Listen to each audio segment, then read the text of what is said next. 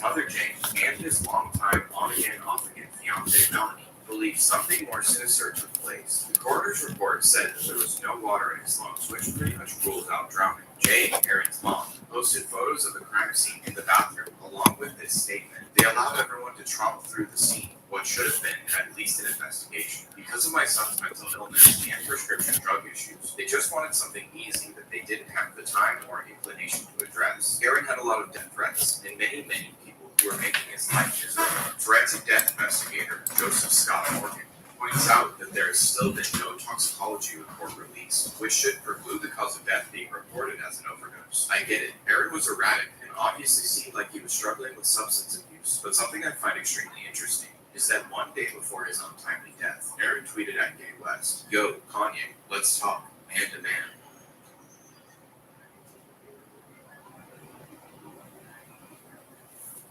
Also, on November 3rd, Ye, who was embroiled in yet another controversy, tweeted out screenshots of texts he had received from one Harley Pasternak, specifically threatening to drug Kanye, have him institutionalized, to what he refers to as Zombieland forever, even bringing Ye's kids into power. A fitness and nutrition specialist with a clientele list brimming with A-list celebrity talent, John Mayer and Rihanna, Robert Pattinson, Kim Kardashian, Lady Gaga, Ariana Grande, and on and on. For a personal trainer, the guy is majorly connected in Hollywood, even making a cameo role in one of the Ninja Turtles movies. But Pasternak has another specialty, one that's conveniently omitted from his website.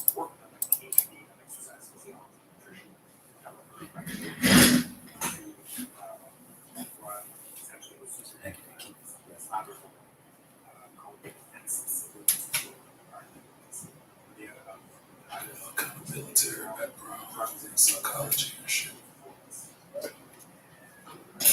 Kanye, personal trainer.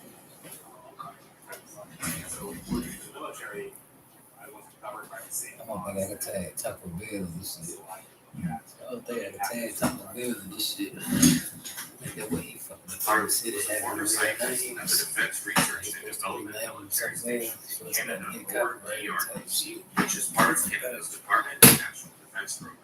The DRDC researches human systems integration, human performance in stressful environments, simulation, and modeling of the human in complex military systems, human issues in command and control, social and psychological factors that affect the resolution of conflict, psychology of malicious intent, and social and cultural factors influencing behavior. This shadowy branch of the Canadian military once included the Defense Research Board, a department that quite literally funded MKUltra with the CIA. If you're unaware of what MKUltra was, or that it was real, it was a top-secret military program that experimented with trauma-based mind control, sensory deprivation, torture, brainwashing, and drugs, including psychotropics and hallucinogens. And though the name of the departments have changed and MKUltra has been partially declassified, it seems as though the associated groups are not only still experimenting, but utilizing what they gathered during MKUltra. Within one day of the tweet exposing Pasternak's messages, 2 items were removed from his Wikipedia entry, all references to Kanye West, and the list of his former clients, which include Brittany Murphy, who along with her husband died of mysterious illnesses, most likely spurred on by some kind of strange drug-related poisonings, and Mac Miller, who also died of an overdose. Of Brittany Murphy, Pasternak said she seemed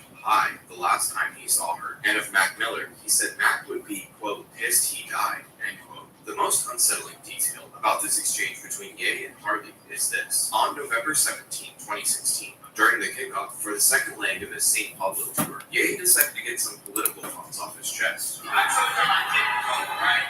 But I didn't tell you. I guess I told you. But if I would have voted, I would have voted for Trump. It's a new world, everybody. It's a new world. It's a new world, Said on stage that he had not voted, but if he had, he would have voted for Donald Trump, before then doubling down on his claim that he would be running for president in 2020. 3 days later, he heavily criticized Beyonce, Jay-Z, and Hillary Clinton. Instead, he was invited to visit his personal trainer, Harley Pasternak's house in California. Within a couple hours, Kanye was being wheeled into an ambulance, handcuffed to a gurney against his will. Yeah, I'm actually one of his doctors. I'm just talking to my cell phone. But we can have the police back up, so I don't think it's paramedic. Absolutely not. Are you there now with them? Okay, like it's quickly getting full. I think he's definitely going to need to be hospitalized. I would consider police by himself. I think okay, what is the medical condition? That voice you hear is or was Kanye's personal doctor, Dr. Phatt, who you can hear called for not only paramedics, but also police backup to have Kanye picked up from Pasternak's house. Dr. Phatt and Harley Pasternak wanted to place Kanye in a 5150 temporary hold. 5150 is the number of the section of the Welfare and Institutions Code, which allows an adult who is experiencing a mental health crisis to be involuntarily detained for a 72-hour psychiatric hospitalization when evaluated to be a danger to others or to himself or herself or gravely disabled. Ye was transported and admitted to Resnick Neuropsychiatric Hospital at UCLA against his will, where he continued to resist treatment. That night, the paparazzi caught up with Pasternak in his neighborhood.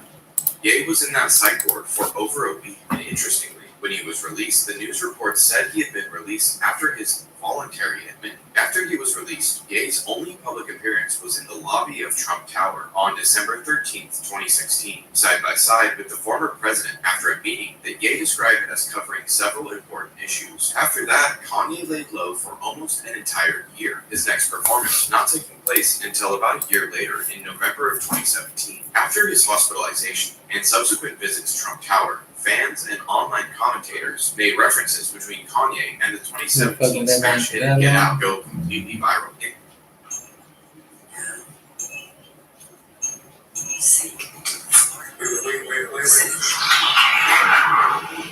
They mad that nigga infiltrated their shit, boy.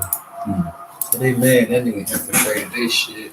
Implying that Kanye was the one in the sunken place, as though he could only make statements in support of the president-elect against Hillary Clinton and against Jay-Z and Beyonce if he had been hypnotized, traumatized, and brainwashed. Although, in my opinion, it would seem as though whatever happened during his short visit to Pasternak's home and the resulting week-long stay against his will in a psych ward could have been what actually led him into the sunken place. In February of 2017, a complex article noted Malik Youssef, one of Kanye's long-term friends, had visited West at his house and sat with him for 6 or 7 hours. According to Youssef, Kanye had major memory issues that were just beginning to clear up, that he was still healing and trying to recover. This coming 3 full months after a week-long stay at a mental institution. What could he be recovering from? In his May 2018 appearance on The Breakfast Club, Ye said, "The moment when you're in a hospital bed and you're next to your friend and you tell them, don't let this person leave my side, and they put you inside of an elevator and take all your friends away from you, that was the scariest moment of my life. I thought I was going to get killed.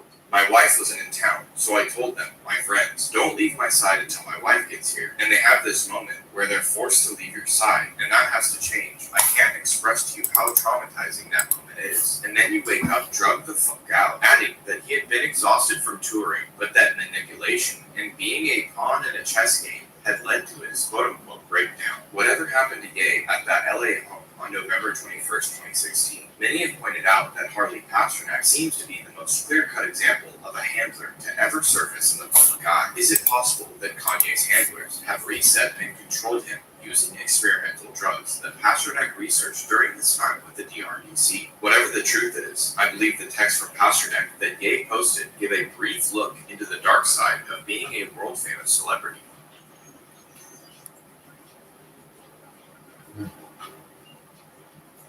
One of the more ridiculous but very interesting theories about the King of Pop, Michael Jackson, is that the face that we all know and remember was nothing more than a mask, and that this is closer to what he actually looked like.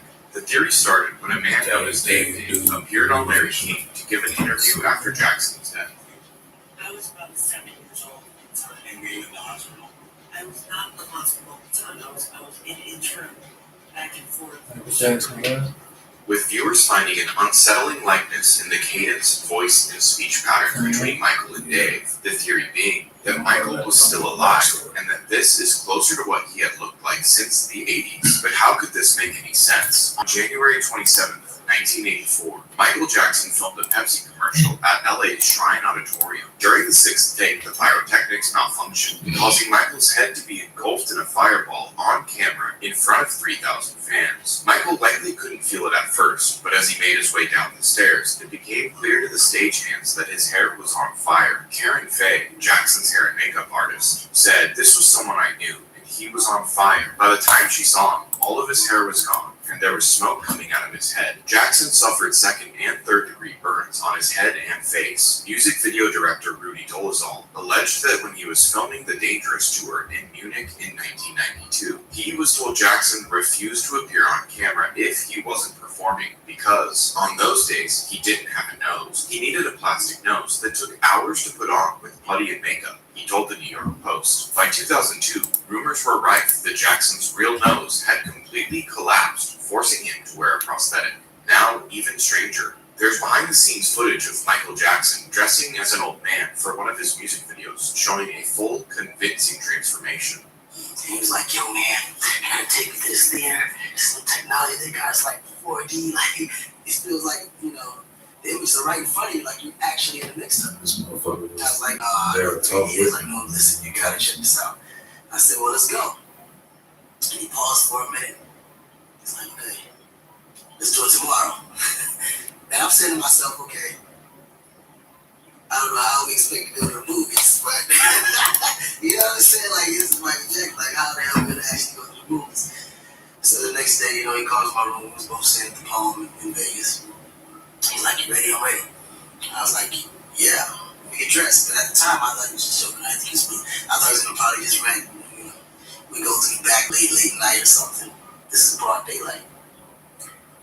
So we grab the kids. They look normal. Mike comes out.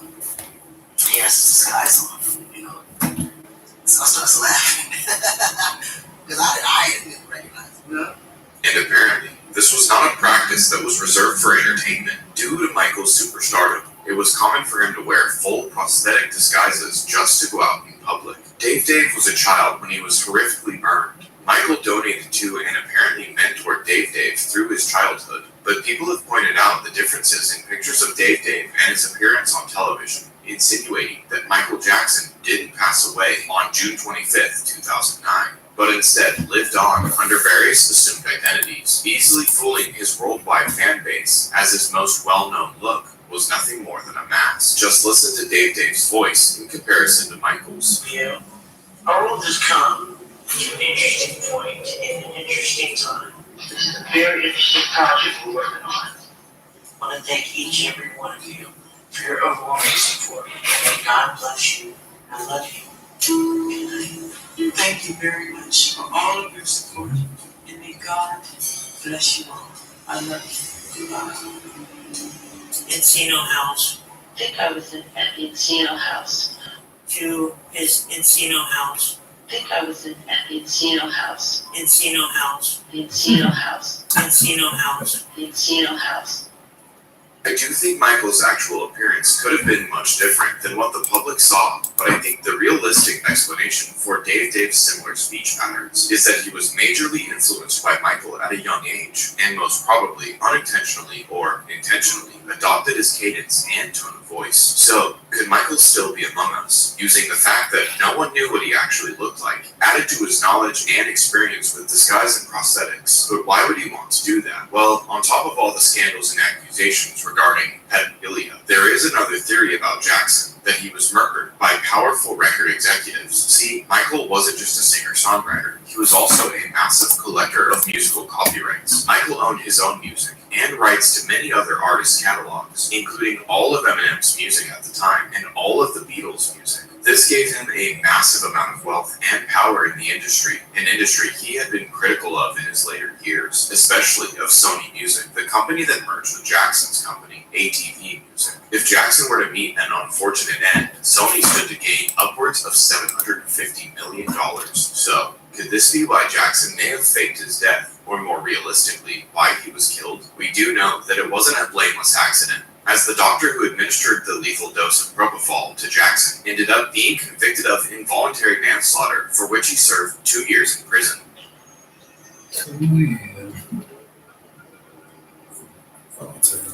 On June 18th, 2021, rapper XXXTentacion, birthday Jose Onfroy, was shopping for motorcycles in South Florida. As he was leaving the motorcycle dealer, his BMW was cut off by an SUV, and two gunmen quickly jumped out and opened fire before stealing a Louis Vuitton bag filled with $50,000 cash. Although it looked like a very simple case of armed robbery and murder, a sinister theory biggest artists of the last few decades began to surface. Way back in the beginning of 2017, Drake previewed a snippet of his new song, KMT, and as soon as the preview dropped, people started comparing the song to X's hit song, Look At Me. Drake said that after the fact, he was shown X's song and could see how people could draw a comparison, but that he had not in fact ever heard of X before, which X had something to say about. Soon after, during a live interview on 103.5 The Beat, X didn't mince words, saying that not only did he know Drake knew of him and had heard his music, he knew this because Drake's producer had made contact with X's management in hopes of setting up a collab, a detail that was corroborated by Adam22 on his podcast No Jumper. X was unable to respond because he was in jail at the time, and shortly after they received the offer, Drake had previewed a song that many felt he ripped from X. In addition to this, knew of him and had heard his music. He knew this because Drake's producer had made contact with X's management in hopes of setting up a collab, a detail that was corroborated by Adam22 on his podcast No Jumper. X was unable to respond because he was in jail at the time, and shortly after they received the offer, Drake had previewed a song that many felt he ripped from X. In addition to this call out during the radio interview, X ranted on Twitter about not only his song being bit, but Drake ripping off multiple other artists as well. X then went live on IG, making sexual comments about Drake's mom and speaking more about the beef. On February 24th, 2018, X posted this on his IG saying, "If anyone tries to kill me, it was Champagne Poppy." Drake's IG handle, "I'm snitching right now." A while after X's death, in June of 2018, eagle-eyed fans started finding clues in Drake's lyrics, seemingly alluding to his hand in the young rapper's death. On January 6th, 2019, Drake released his song Mob Ties, which contains the lyric Louis bags in exchange for body bags, which seems like a jab at the fact that X was killed while being robbed for his Louis bag. The song also contains lyrics about hiring help to take care of people, which is what some X fans think happened in this situation. In one of Drake's more recent songs, he says, "Maybe I should do a 20. Maybe I should break that 20 to a 10. Maybe I should break that 10 to a 5. Then if it gets live, do a 5 again. 10, 10, 10. Or Roman numerals XXX, followed directly by the line. If he held his tongue on that live, he'd be alive again," allegedly referring to the IG live that escalated the whole situation. Just in the last couple months, the actual triggermen that took X's life were on trial, and their defense team tried hard to have Drake brought in and composed about any role he may have played. The reason that she wanted security with Mr. Encore on the day of the shot was because of the issues that had with Drake and the Eagles. She said something. Now, what issues does she have? There's issues where Eagles was attacked by him, but the important thing is that the mom is going to tell you that that's why he wanted that security with him. Okay? So, do you think anybody's ever talked to him? No. And that's unacceptable. However, the judge refused to drag Drake into the case. So, do you think Drake had anything to do with X's untimely death? That's good. That would make me go into the thought that When the Dr. Phil show began, on again, off again, medical psychologist Phil McGraw offered advice in the form of self-help and life strategies. Although I can't say whether or not he's done it intentionally, the show has moved far from the realm of self-help into what many now see as pure exploitation. right. No, I say he did, and he did. Many other pain. All he had to do was say something. Issues of the less fortunate. The show still retains a large viewership every day, so it's not going away anytime soon. I bring this up for a specific reason, one that as I researched for this video kept revealing more and more disturbing details. A rabbit hole of fraud, abuse, and even death. Strangely enough, it all began with Danielle Bergoli. Catch me outside, how about that? Catch you outside? What does that mean? Now known as Bad Baby. Almost exactly 2 years ago, Bergoli posted a video about what went on at Turnabout Ranch, the troubled teen treatment program Dr. Phil sent her to. The video was titled Breaking Code Silence, which refers to a group of activists and survivors of abuse suffered at the hands of the troubled teen industry. Bergoli describes the ranch as more of a psychotic work camp, where teens are broken in during their initial days on site using deprivation torture. What initially sparked Bad Baby into coming forward about her experience was hearing about Hannah Archuleta's experience, her former classmate that had also done time on the ranch. Hannah appeared on the episode of Dr. Phil, after which she was transported directly from the backstage area of Dr. Phil's studio in Hollywood straight to Turnabout Ranch in Escalante, Utah. Approximately 2 weeks after her arrival, one of the staff members at the ranch began assaulting Hannah. After the second incident of abuse, Hannah approached a female counselor who she trusted and told her what had been happening. The response: zero consequences for the male staff member that had been assaulting Hannah. But for Hannah, things became much harder. Her work duties were doubled, leading to outright exhaustion, and her bed was removed, leaving her to sleep on a wooden plane. In December of 2016, after struggling with drug dependence and behavioral issues, Clay Brewer was sent to Turnabout Ranch. 5 days later, he beat staff member Jimmy Wolseley to death and hit another staff member until she gave up her car keys. Caleb then stealing the car and fleeing until captured by authorities after a high-speed chase. Clay pled guilty to all charges, commenting that he had lost his mind while coming off drugs at the camp, which of course is horrible. It's murder, but I see it as another example of how terribly wrong it can go when you put a still developing teenager in a high-stress situation in a strange place where tough love seems to be the only real idea, especially when the kid is coming off of drugs. These kids need therapy, and that should be the focus, along with the hard work and teaching them how to be disciplined in their everyday life, not just disciplining them, which is exactly how Dr. Phil presents these programs to the parents. Dr. Phil presents the programs as treatment centers, where the teens will receive therapy and be taught how to self-actualize and provided tools to help them self-regulate their emotions in responses to negative stimuli, which is extremely ironic since in many of these cases, the kids he sends to these camps are literally kidnapped in the middle of the night, forced into vans, and taken to these facilities against their will. Listen, you don't have a choice about knowing this. You have to explain it to you. No, If you need something access, we'll get it for you. no, I want you to leave. Nobody's leaving. You're in our custody from this point forward. It's not going to happen. We're going to be going to do our intervention medicine for people. That's hopefully she doesn't give us too many problems. My mom and I already agreed that's not healthy. Your mom just came in here and told you she changed the plan. Go out of my room. Stop trying to touch me. No, I want to get out of my bed. Let me get out of my bed. No, please get off me.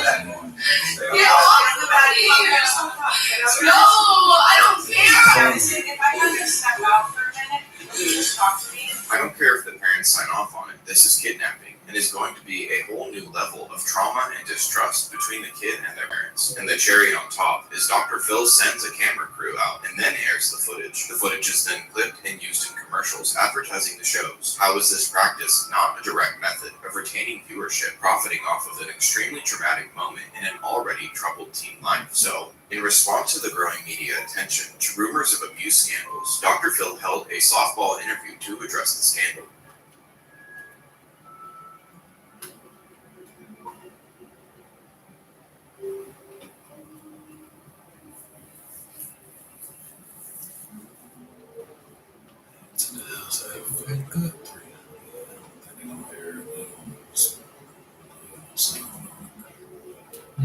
So you don't hear no sound on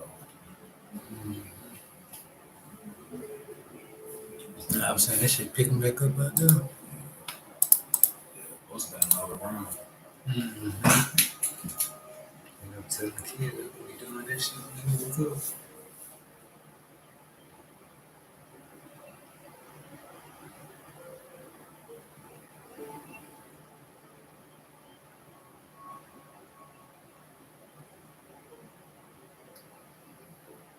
It's new to him. So that's new to him. She was new after. When we were kids, we got the strap, we got the brush.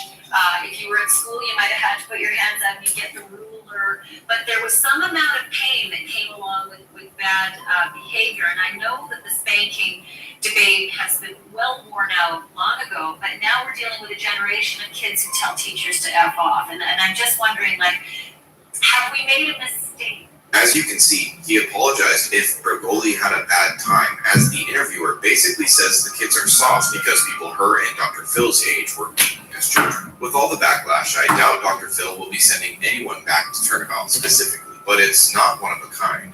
The troubled teen industry is full of unethical, untrained grifters, at best just looking to make a buck. At worst, placing themselves in a position to abuse children indiscriminately. While researching for this segment, I came across literally dozens of horror stories regarding the troubled teen industry. So I'll more than likely be making a full-length video on that topic specifically. So leave a comment and let me know if you'd be interested in that.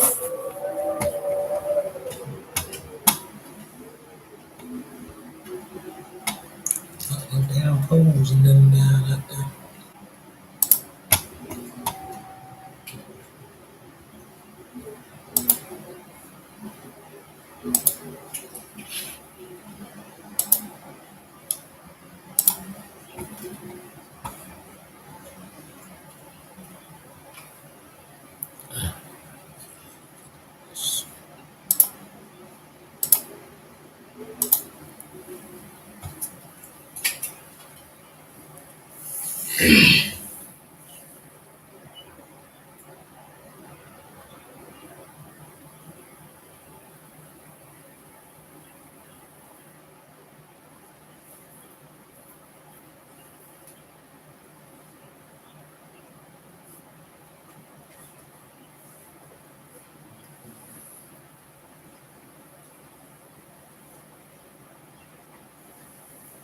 If you rent side of that folks' house over the owners of my apartment.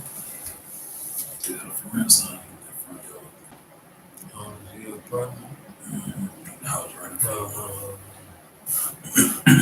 shit, if y'all move out and don't nobody move in, do my water get cut off? Cause my water, my shit come out of their house. They probably gonna still pay that when the person moves in.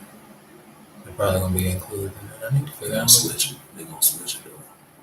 When I moved in, they were talking about getting it switched over like that. To you? Yeah. I have my own water bill. Oh, okay. So let me see how much that is. I'm trying to get the fuck away from over here. Yeah, big, yeah. Big. I ain't never been in it, but they're big as fuck. It's a big house. You fuck with them? Talk to them, I speak to them. Some white folk. They moved, I ran from them. It was a relative sign and they from the yard. So they still the realtor. Oh, relative. They going through a relative. I said, still, they say for rent. So they say for rent. Oh.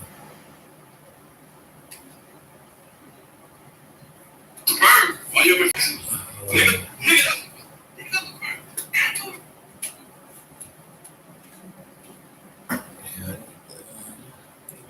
Subs, nah, they don't want their money back. So they don't need their money, probably. You know, just saying, they gonna want their money. Hey, I don't give a fuck who he is. I don't give a fuck what he got. I don't give a fuck how many kids he got. He got my money. I said, yeah, you could have still put that price on that motherfucker or something. Yeah. And they posted. Check it down. Realtor play. What realty you got? Town and country. So, I don't know if you go down Main Street, downtown, going toward Fort Gun Boulevard. Mm-hmm. The little light before you'll turn, go past that little stone shit to get to the boulevard, leave my house. One way the shit started. Mm-hmm. But you leave my house, so you going to get to that light, make that left. Don't make that left, keep straight. The very next light, the realtor place right there. On the corner. Before you get to If you made the left, South Team. yeah, that's Country Club. The country club. Yeah, that's right on the corner of Country Club and South Virginia.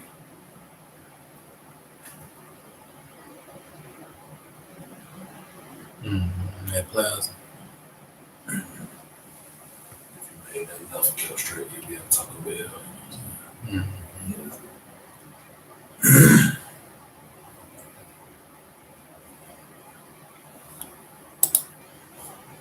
And that address is 112 West 17. 914.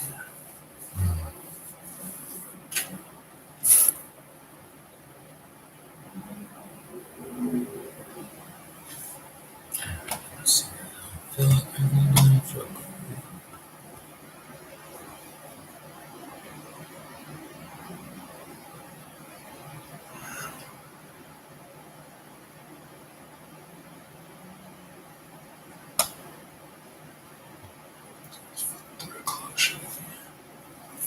Yeah,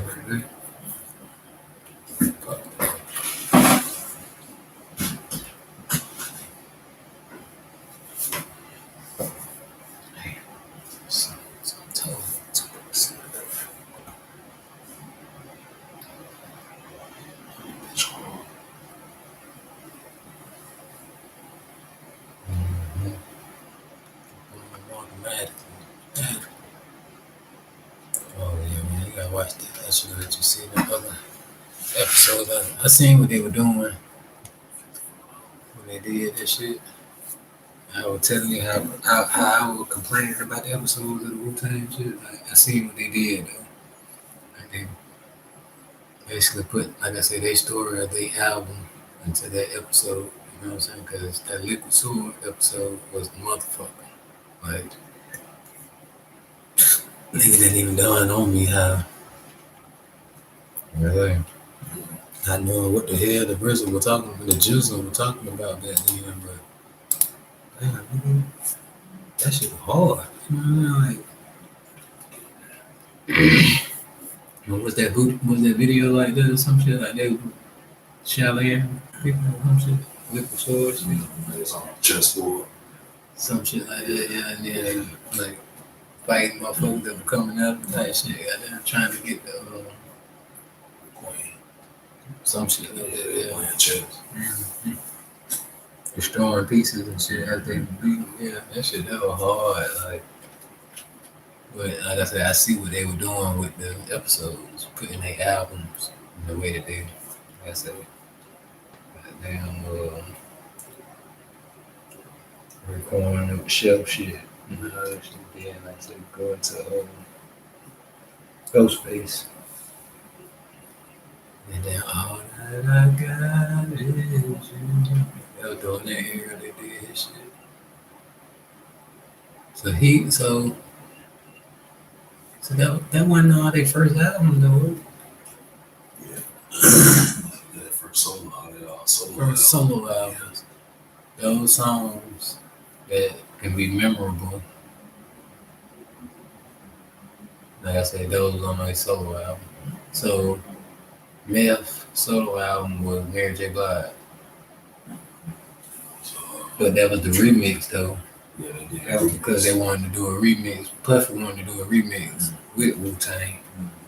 But it wasn't the whole Wu-Tang. He just wanted to do that song. Meth already had that song. Meth or Mary J already had that song. Original. Without Mary on it. It's a version without Mary on it. All that I need every day for you.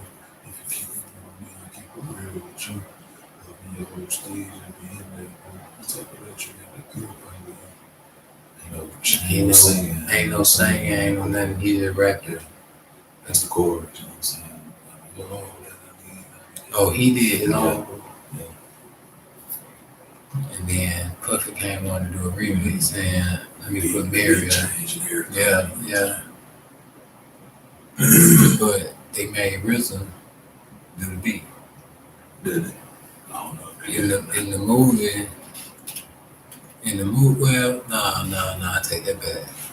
Well, I don't know, I got confused then, because in the episode, the original one, I yeah, see RZA doing it. Yeah, he did that, and then in the movie they told him to do it, and he was like, I'm too busy working on it. He was done with Meth album, but he did that song, you know what I'm saying? When he did that song, that was the end of Meth album. But they came in here with a remix, he was like, look man, I gotta move on to the next album. Get somebody else to do it. Puffy said he wants you to do it.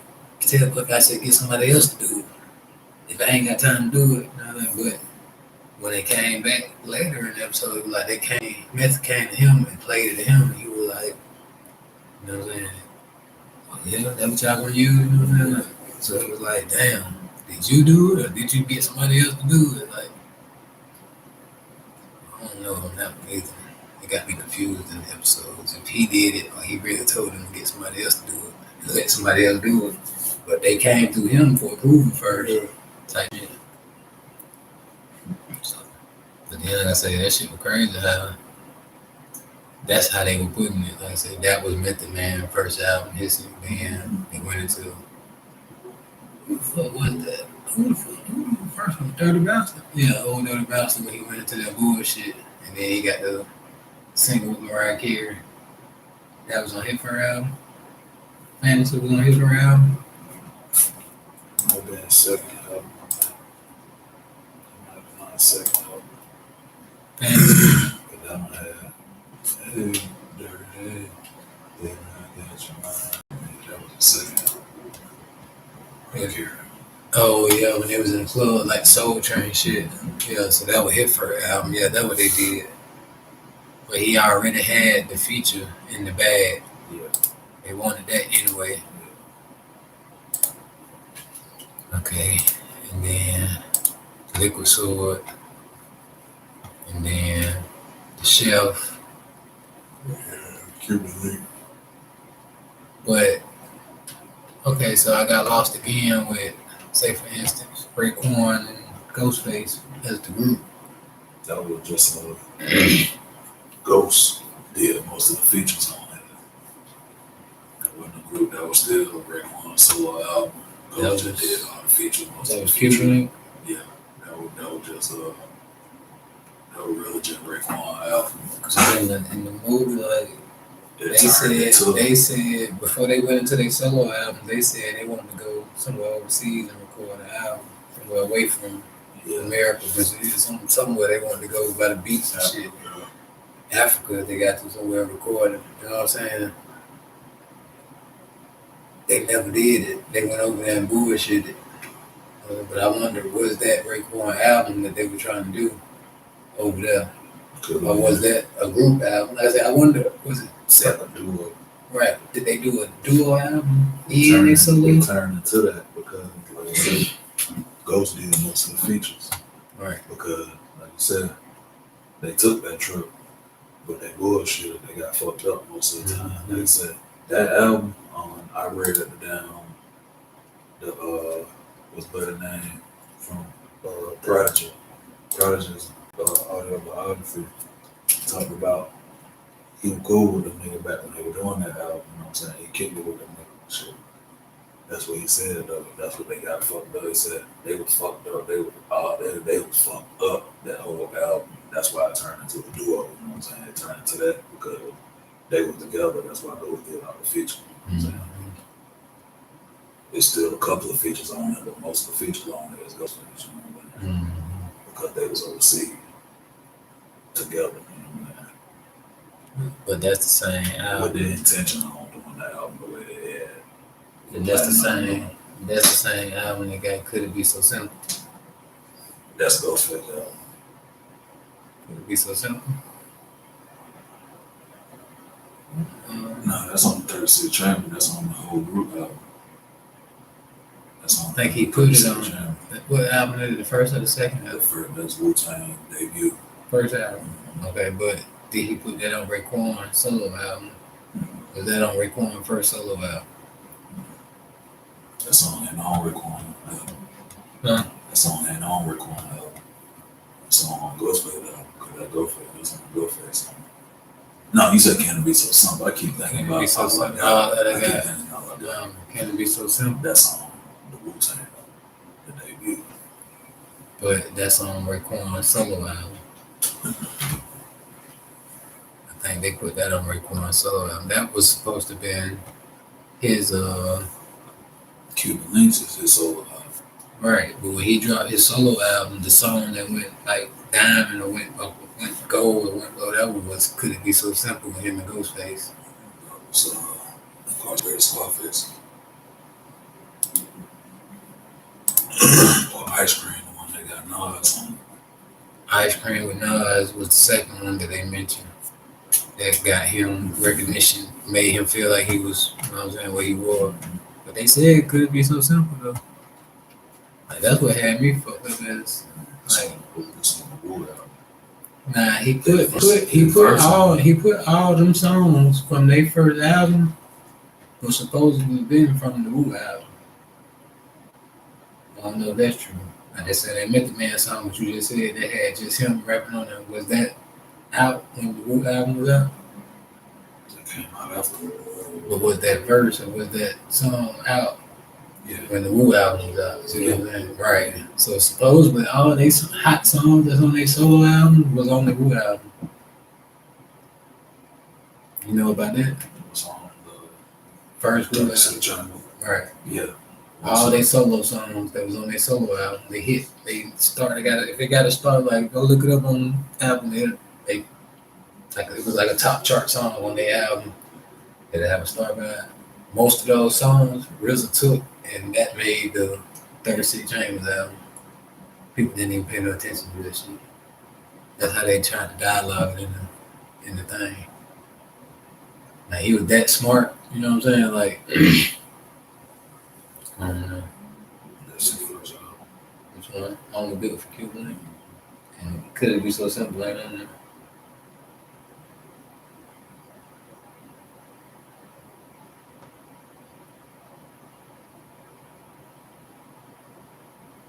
Yeah, That's what it is. but for the remix, for it to be a remix and that his first album, it got to be original. The original song. Okay, so But that's his song though. it's only him and So Ghostface. it's only him and Ghostface on it. The whole Wu ain't on there. That's what I was saying too back to some of them songs being on the Wu album. For that to be on the Wu album, the whole Wu ain't even on there. You know what I'm saying? But That's that whole, but that song, the original is on the Wu album, but not even the whole Wu on it. See what I'm saying? Without the whole Wu-Tang being on there. Ghostface is the only one still on that song. They the only ones on the song. They the only ones around when that song was made. And when they put it in now, like I said, when they was in the studio making that shit, like nobody else was around. Like they came to RZA with this song, some shit they put together. And he was like, because they was overseas. nah, they were before that. The way they made, Wound up making this album though. Right. Well, they knew they could reach. When they were trying to go do it the way you said they were trying to go do it, and they wound up being fucked up and not doing it like that. Well, I'm saying before that, they went to RZA and said they had that song. Oh, that song. I guess the original. Yeah. Like I guess the original that he put on the Wu album. He was like, oh, boom, we can put that on the album. You know what I'm saying? We don't even need no hook or nothing for it. You know, I guess whatever. Yeah. I see what you're saying. But it was like, damn, did he get him that beat? You know what I'm saying? Like, I mean, it's the same beat. Because I can say like, yeah, on the remix on that beat, and I can say like, back then I'm telling Cuz how amazing they art or they craft was that they can just write rhymes. They can just write. And then RZA throw a beat on it. You know what I'm saying? It don't matter what they rap. They can go to any one of these beats. And the uniqueness of that, of the beats was they wasn't your average type of beat. You know what I'm saying? There was some shit that was sampled with a hit. And they got a movie playing. Right, but I said a hit of a movie. Yeah. It was all samples, basically. Yeah. You know what I'm saying? And that's what a nigga criticized him on. Nah, that would a nigga criticized him on. He was like, man, nigga, you ain't no producer. You taking all art, nigga, and making it saying like, nigga, all you doing is taking samples and mixing them, nigga. You take a sample of this, then you take a sample of that, then you take a sample of that, and then you ain't doing no instrument this or no bass line that, or you know what I'm saying? All your shit. That's the uniqueness of it, though. That'd be just like motherfucking basic. They said not seen now that when that nigga just did him like that, I see on the next episode, that's where he went and got them live instruments and did that other song, whatever that was, the Tram. Did the live band with that shit. So I can see why he did that, because motherfucker was criticizing his art as, like you said, but he could take those same instruments and make this same unique sound that I got with this hit, this pop, this, you know what I'm saying? Like, that shit right there, though, just fuck around like, hey man, that nigga hard, man. It was hard, bro. And like I said, yeah, that shit blew my mind, bro. Me and Cole just talking about that shit the other day, bro. Like, you was a fucking head of your time, bro. Like, ain't no way. And then like I said, to know, like, now, nigga, what year you say that was in the room on Garden Drive? 93, 94. Okay, boom. Take that and say 2003, 2004. that many years later, nigga took me to know who Bobby Digital was. But you already knew about him for probably 4 or 5 years. Because that's who he was before you had me listening to Wu-Tang, you know what I'm saying, coming out with 36 Young. He wasn't Bobby Digital then. Yeah, he was Bobby Digital before Prince. Well, he was Prince Raheem first. I don't know that. Right, first. That's some history that you had to learn of that person. But you knew Bobby Digital. You know what I'm saying? When they started calling him some shit like that or something, and then you were like, oh yeah, that's straight. Oh, man. And then he became the RZA and Wu-Tang and shit, and you were like, oh yeah, this it right. Like you was along for that. And that shit right there crazy. I ain't know the Bobby Digital shit came a little later. I knew him as RZA first. Bobby Digital. Like I said, because I knew 36 Chambers. He wasn't Bobby Digital until after 36 Chambers. Until about late 99, 2000. After 36 Chambers. Yeah. Shit, well after everybody fucking first album, you know what I'm saying? Well, deep and shit. Everybody on there. I thought it was like Melf and now they put it like after Melf and Dirty album. After Melf and Dirty got signed, that's who albums he had to work on first. They were the only ones that had solo album.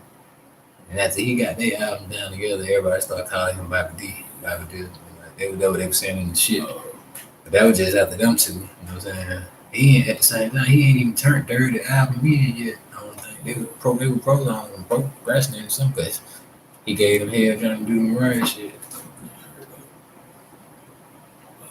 Capadonna, Ghostface. Oh yeah, that's what they put out. That's what got Capadonna signed to. That's what got him signed to a label that was under Wu-Tang Records. You know, they were signed. What do we call? He got signed to it, and Respect the Deck got signed to it, I think. James Records. James. Like Roughneck. Wu-Tang on the record label. They were signed. Ghostface got signed to him. Capadonna got signed to him. Jawu record then. They had another name they called it. Yeah. Capadonna was the first artist signed to it. They go hard a little bit. Certain shit. No, yeah, that was what Capadonna was the first signed to it. Then they signed Ghostface and Inspector Dick got mad that he didn't get signed to it. Man, I did not know that nigga had 8 fucking albums. Inspector Dick. This nigga had 8 albums, man. 8 produced albums.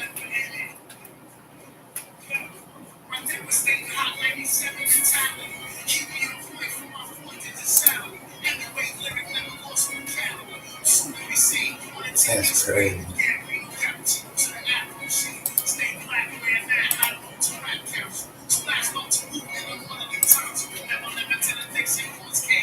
Some like freestyle.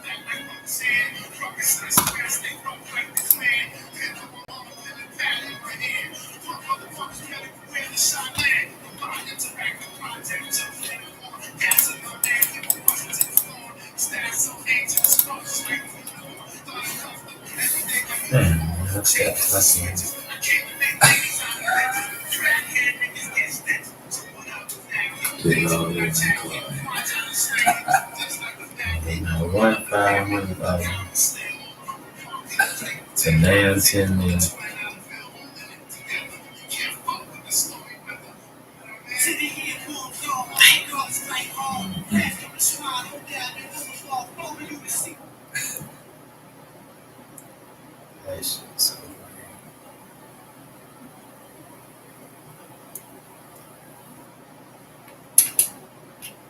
You be going in on Russell. Mm-hmm. Tougher than shit. What led up to the third? What you guys picking up? Gotta keep it going, baby. Nowadays, I have another record. I didn't like the record because it wasn't, I feel like it wasn't strong enough. I guess it's like I said, I was having an opinion. Always had some type of, I'm not no guess what I can do. Like, do it, listen to me. I just felt like he's one of the record I got to guess. And do what he want to do.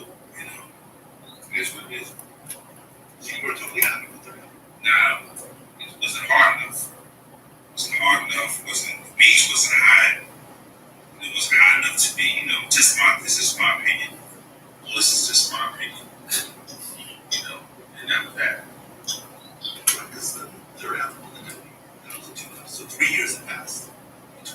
Yeah. And then the next year you dropped Iron Flag. Yeah, I like that very good. That was pretty quick. You dropped in 2000, Iron Flag dropped in 2000. Why so quick? And then records for it. There's one records. You gotta keep leading. I don't know, man. Just do it how you have to do it. I can't tell you. You always ask me why. I don't fucking know. Get that fucking dude resident here asking all that sucker shit, please. Ask his monkey ass the shit. Well, because after Iron Flag, then 8 Diagrams comes out in 2007, and then Better Tomorrow comes out in 2008. Yeah. I kind of felt like by the time 8 Diagrams and Better Tomorrow came out, the synergy was yeah, man, that was the beats, man. It's the fucking beats. It's always been, after forever, it was always complaining about the music internally. It just wasn't strong. It wasn't powerful. It wasn't big enough. And he still wanted to put out records. And that production, it wasn't strong enough. He sits there and says, he thinks his production is still strong. We're like, nah, no, it's not. It's not happy enough. You gotta get it right. Not saying that it can't be. It's just that you gotta take some time and actually put your foot in it. And actually take some time and take 2 years of your life to make some powerful shit. You can't just put together on some microwave shit in 2-3 months. Think you won't fuck around and come with a banger. What the fuck you got? A bunch of producers from all over the world and you sample their music and do all that fine shit. No. If it ain't powerful, it ain't banging. It ain't me. I mean, that's just what it is. He's just one of the brothers that sometimes he don't believe shit from mistake until it drops it. Then they keep coming back. He'll try to blame on somebody who fuck out started up. This production, always been production. As far as Brian reminds me, I'm still some dope ass things. You seen me set this shit up yet? This scam and shit. But you need those beats. You said on it. Ghost always saying that shit. We need this fucking music. We need not a new sound. Just something that clone card. strong. Alrighty. Big enough to They clone and they blunt. I Clone. feel like To the ATM and shit done. Shit, I made this shit now. They clone. Got to put tables and shit out through this one. Trying to go back up again, so It must be that choice. I made it for just for them, because they kind of wider than I am. Goddamn, take the computer.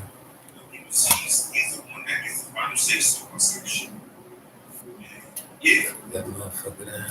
Okay, we already talked about Take your skin. he'll say yeah in the beginning, next thing you know, by the time the album done, it's all over.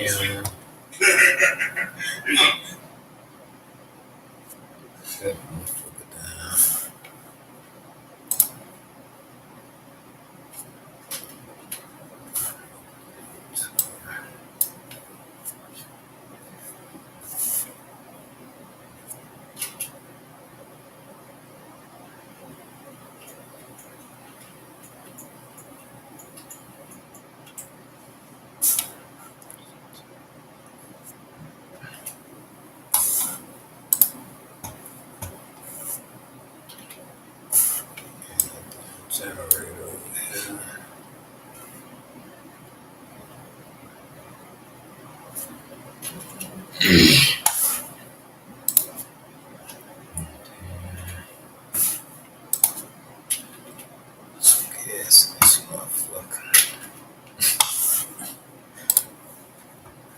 do all this shit. Like,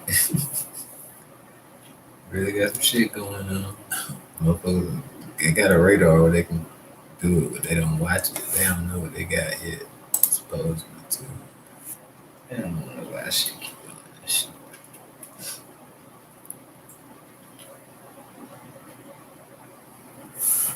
Now we get to that damn year.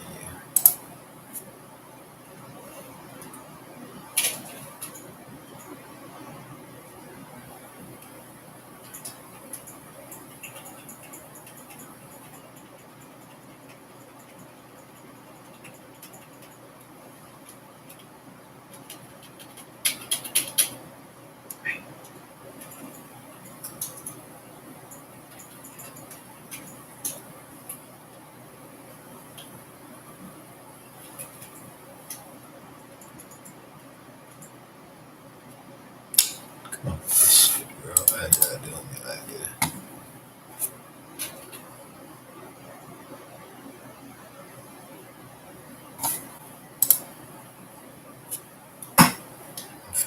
Die.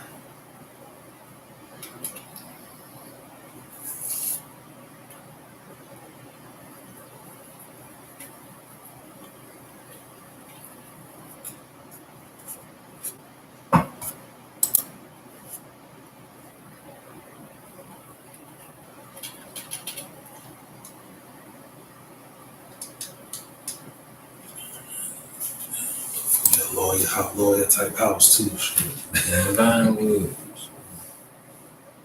Got them police shit, so that shit should be against the law. So the way the police got down house so dead that nigga making money out of our ass should be against the goddamn law. So I might turn the TV on from time to time. Yeah, see here.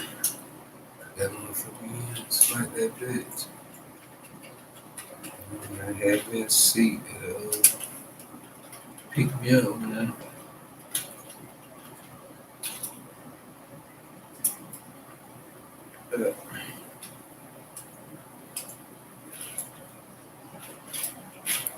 Pick that one out.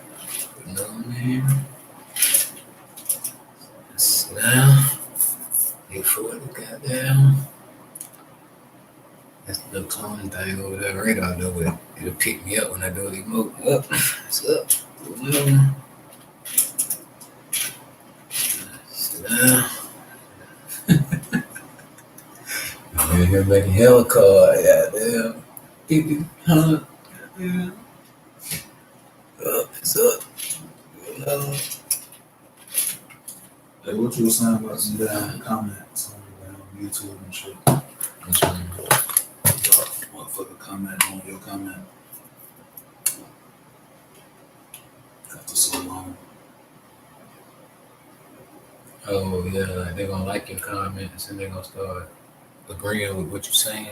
Yeah. Yeah, it just take time. So it might take 2 years, but within them 2 years, people just gonna go and start liking it. So I got like 100 some likes already.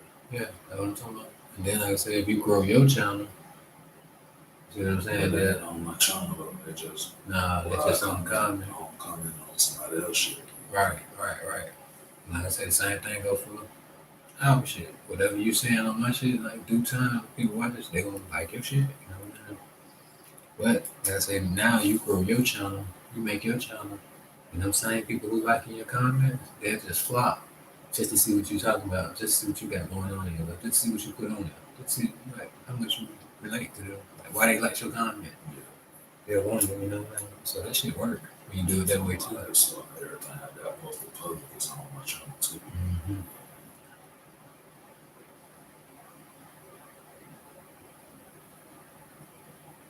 And if it's public, like I said, everybody see that shit. So it ain't just like you waiting on certain people to find that video. That shit public, it might pop up. Or something that, like I said, on TikTok, do that for you. Some of their suggestions, it might be pop up because they agree to something else. Something I ain't never looked for a video to pop up that's my video off of my channel or some shit. It'll be something you'll never be with. Yeah.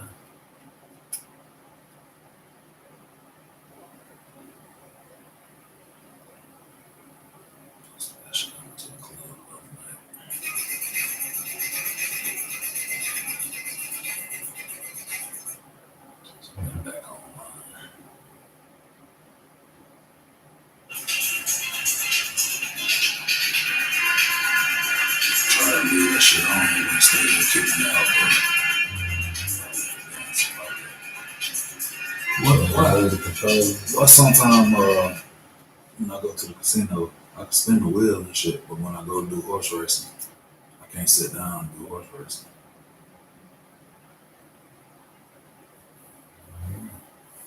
Lately it's been like that. You know what I'm saying? I press the arrow and sit down, but it won't sit down and it won't do it. He won't do it. Mm-hmm. Won't bet and then Won't even sit down. You hit a ding till you push the arrow on the D-pad. He don't do that.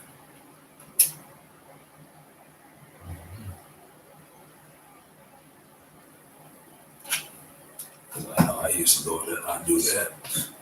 And I can sit in there, I go to work and leave that motherfucker and I come home, he'll still be sitting there, you know what I'm saying? It won't kick me out, it'll idle. I can sit there all That's probably why day. That's probably why they didn't figure that shit out. I sit there 8 hours, I sit there 8, 10 hours, you know what I'm saying? Just sitting right there in I that just shit. figured that sitting on the couch watching TV shit up. I can still do that. And it still be on when you get back. I can still do that. But you get hit with bills and get hit like when you do that at the casino thing, but you don't get hit with all this shit. Yeah, it still get hit with the bill too though. So I pay my bill. I can sit there all motherfucking day online, you know what I'm saying? Without idling. And not get kicked, not get booted for idling. They do that shit all the time. Just Found a sit there glitch in and that watch bitch. it. They found a glitch in there. They took the shit away.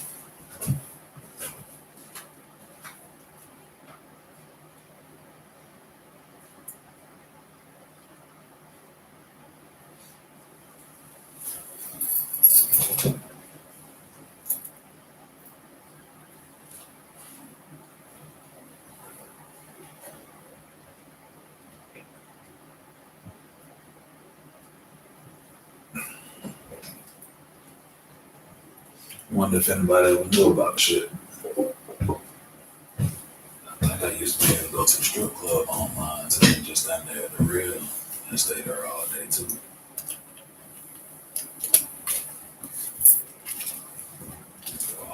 Work 10 hours, still be sitting in the casino chair when I get home. Motherfuckers still be sitting there. Clubs and shit. Yeah, I thought the club would do it.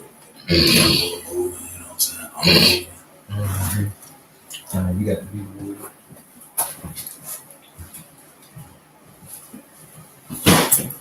That's the best one. Because you turn the controller upside down and leave the thing moving around, spinning around.